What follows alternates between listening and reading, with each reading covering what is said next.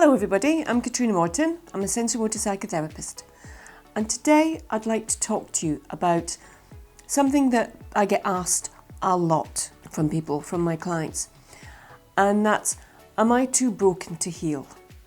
But before I jump into all that, if you're enjoying these videos, then give us a like and subscribe to our channel, because it really helps us get our message out there to loads more of you.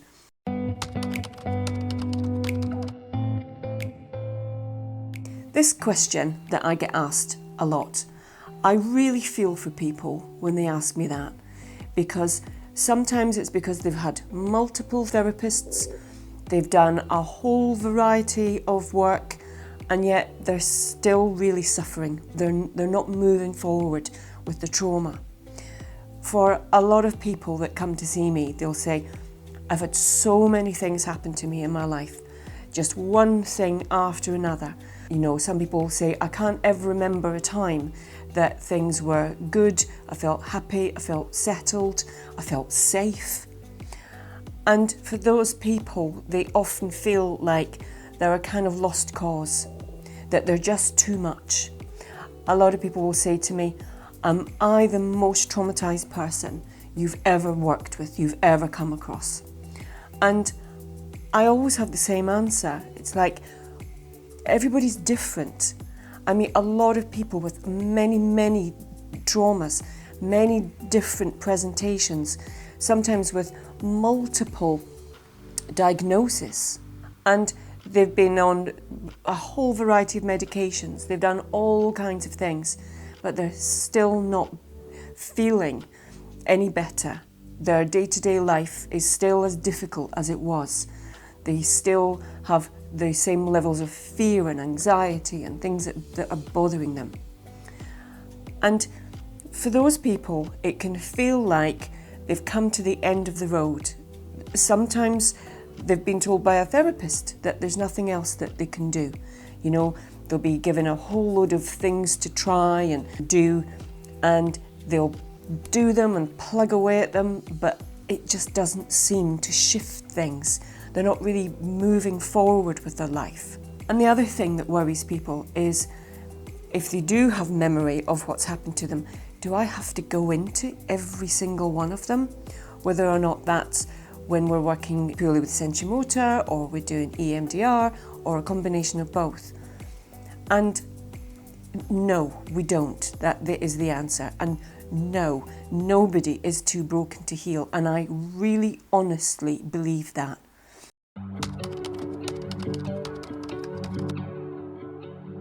But bodies are amazingly clever. Brains are incredible. You know, we really are remarkable. We can go through the most horrendous things, one after another, years of things, and actually still function, still be okay. Not carry this horror around with us all of the time. And the way that we're able to do that is that the trauma will really reside in one part of the body, or will only show up in certain circumstances.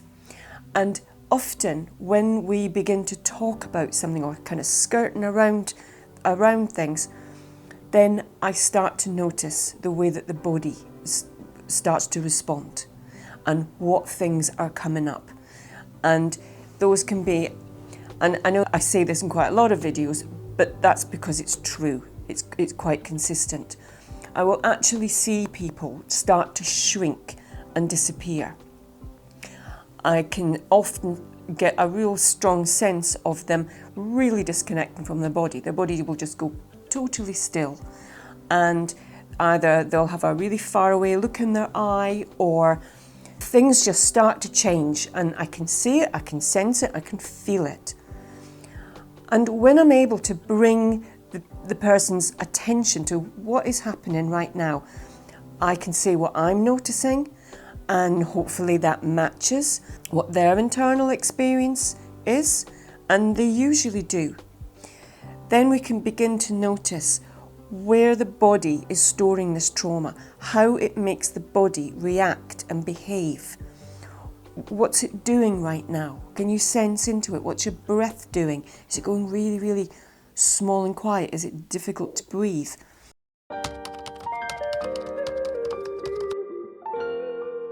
When I can help people reconnect and actually notice the story that their body is telling, because it does tell its own story, and also how that person is then reacting to what is happening in the body.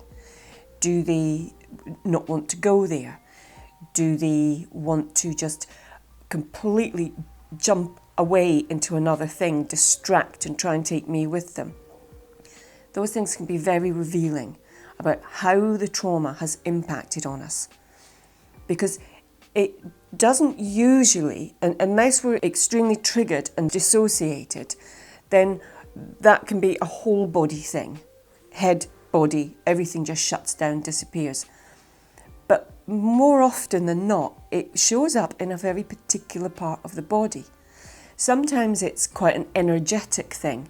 People will really start to pull away and turn away or lean and collapse.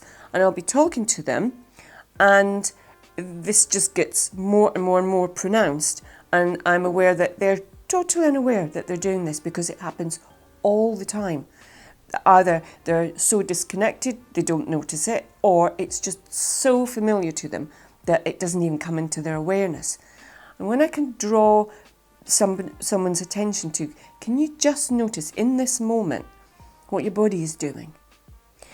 And they become aware of it, they notice it, they start to observe themselves. We then can ask a question of, what does it feel like your body's trying to do? Or what does it feel like would be difficult to do from this place? And that can give a clue as to how we've been impacted, how it makes us behave, what it makes difficult. And those things are all clues as to, well, what maybe the direction that we need to be going in.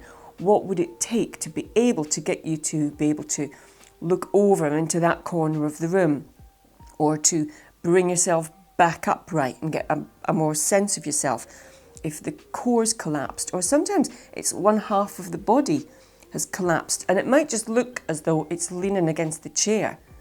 But if we were to say, well, what would happen if the arm of the chair wasn't there? Well, yeah, it would be quite collapsed. It doesn't mean that you just kind of flop around, because the body sort of corrects itself, and people will kind of, if they don't want to be aware of that, they'll correct it and say, oh yeah, it's fine. But the minute we start going back into that material, the same thing will happen again, because bodies are consistent. And that's a really good thing, because it means that when we have a resource for that, and when we know what we're trying to help the body do, that's also consistent, because that thing will always work.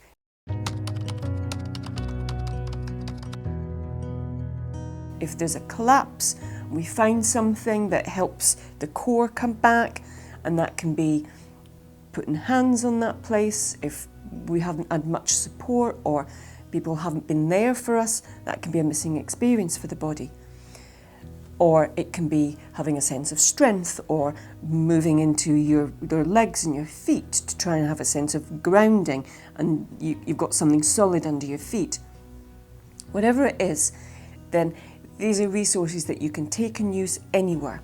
And sometimes when we know what the resource is, then we can put that in place. It's like, okay, well, we're going to do this, strengthen our legs, tense the muscles in our legs, get your feet really firmly on the floor, and then start to just look at the material again.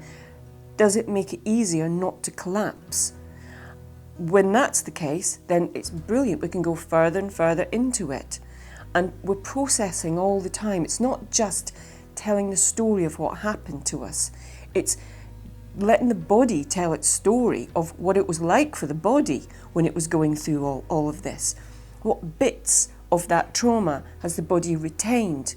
And how's it going to show up? What's it going to make difficult? Because it will. And sometimes we don't even know it's triggered. But people just know that they're not functioning, they're not being able to live the life that they want to live because something is holding back. It's fear, anxiety, it's panic attacks, it's being a bit dissociative, shutting down.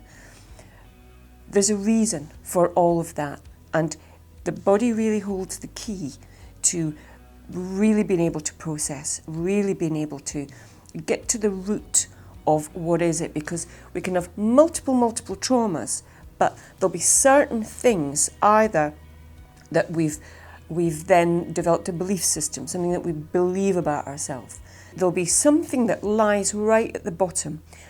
Trauma can be like a kind of string theory. You'll have multiple things all on the same strand, and when I'm doing EMDR with someone, that will show up. There's like a lot of data, lots of different events will be coming up that all have some similarity to the body and the brain in terms of what that was like for us going through those things. And they collect themselves together. And it means that when we're processing one, we're processing all of them on the chain. And it's the same with body work. When we're working with a thing that is happening within the body, when you're talking about a certain thing, well, that will show up in multiple different ways. And so the same is true. When we can work on this and find the resources to deal with it, not only have you got a new neural pathway, a new present moment experience, but you've got a resource that helps that collapsed, shrinking, frightened part of us that will be present in multiple things, not just when we're talking about that one thing. And so working on one particular thing in a therapy session can have really brilliant cascading waves of things going out in everyday life. So we don't have to deal with every single individual thing.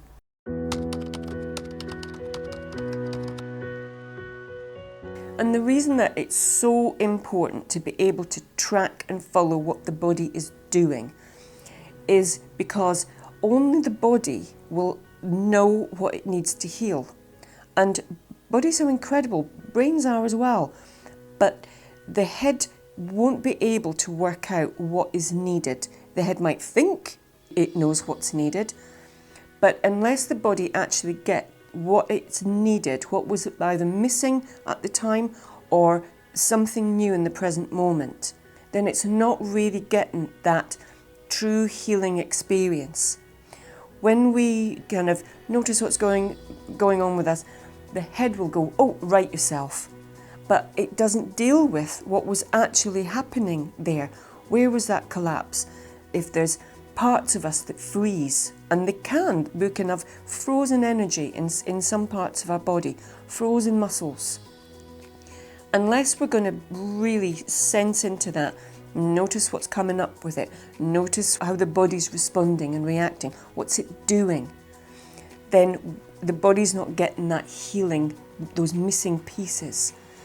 The head really doesn't know, which is why when we only talk about trauma and what happened to us and don't take the body into account and how is that making you feel, how is that affecting you right in this moment, then we're missing some vital pieces that are really, really important for moving on, feeling better. It's our body that reacts. It's our body that will stop us doing something, or if you have a flight response, will just take us out of the room or take us away from the situation and not be able to kind of stand our ground and discuss things. So we have to work with this, and we have to be able to notice it, be aware of what it's doing, not have any sense that it's doing anything wrong, but be curious, work with it. And then we can get through the other side of these experiences. And it really, really helps. When we can process through the body, things don't affect us in the same way. When we're processing with EMDR, the body's doing all its own thing as well.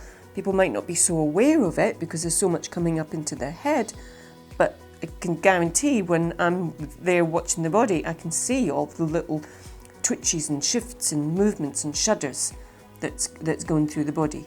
So I hope that gives both some comfort and relief to people who really believe that they've been through way too much and they're too broken to heal. You're not. Everybody can heal. And I just hope it's been helpful, useful, and don't ever feel put off that you're going to be too much, that you're beyond help, because you're not. There's help out there for everybody. It's just about finding the right kind of help that suits you and your body. So again, if you've enjoyed this video, then please give us a like and subscribe to our channel, and I look forward to seeing you again very soon. Okay, bye.